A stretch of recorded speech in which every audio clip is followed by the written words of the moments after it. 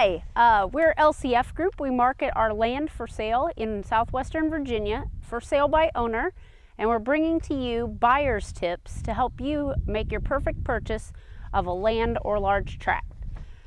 My name is Dee Wallace. I work with David and Gaynell Larson, and these farms that we're filming on are parts of properties that we own or have for sale. The first tip that we want to give you in your search for rural land is to write down in detail what you're looking for. As you think about your dreams related to land and property, whether for the short term or the long term, what will be the primary use that you have for the property? Do you have an immediate use for it, or are you looking more for long term or maybe towards retirement? And for what purpose are you buying the property? Are you looking to stay there presumably permanently, or are you buying only for an interim period and with the hope that maybe you'll resell? Maybe for weekend vacationing or recreation, or possibly again for retirement. Assuming that you've determined your budget and allocated a certain amount for this new home or new property, what price range are you comfortable with? Are you able to pay cash for the property and close within 30 days? Or will you need to pursue some financing for that? Do not forget that taxes and insurances will be added to the costs associated with your purchase. How much acreage can you physically manage? Some have a hard time with even small areas, and remember, when we're out here walking, an acre is a lot more than you think, and certainly many acres will have to be maintained. In what area will you be looking for this property? Give careful thought to your commute and whether you're going to be going back and forth from home or school or places of worship or areas of interest. Here we have the Blue Ridge Parkway right in our backyard.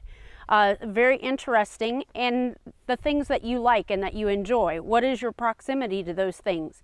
What's your proximity to your friends and your family members, people that you will hope to connect with once you have located yourself with this property? Is there enough shopping and available services in the area to supply your needs and the needs of your family? Look at the topography of the land. It's very important as it pertains to construction and accessibility. Your personal preferences may vary from someone else's, and the usefulness of all your acreage may be affected. Some people love those mountain views, but others can't stand to be stranded when there's a winter storm. What is the access that you will have to the property? Does it suffice for the purpose that you're buying it for? If you can find a parcel that has a peaceful spring or a creek flowing, or a pond to fish in, or woods for hunting and hiking, or a pasture for animal or two, are those things of interest to you? Write it all down. And check about restrictions. Do you want to have restrictions on the property?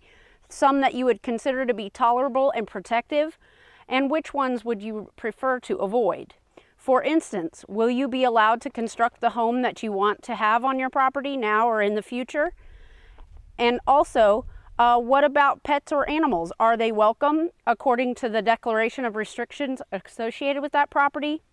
And what about business activities? If you're wanting to carry on a business as well as for your home, check that out as well. If you need to sell the property in the future, consider the saleability. Are you wanting to have property to be turned over time, or are you planning on keeping it? But check out the different things related to selling the property that you're wishing to buy. Then kind of go over all of those notes and visualize again what your dream property may look like. Try to narrow your search and compare only properties that you decide in advance will be suitable according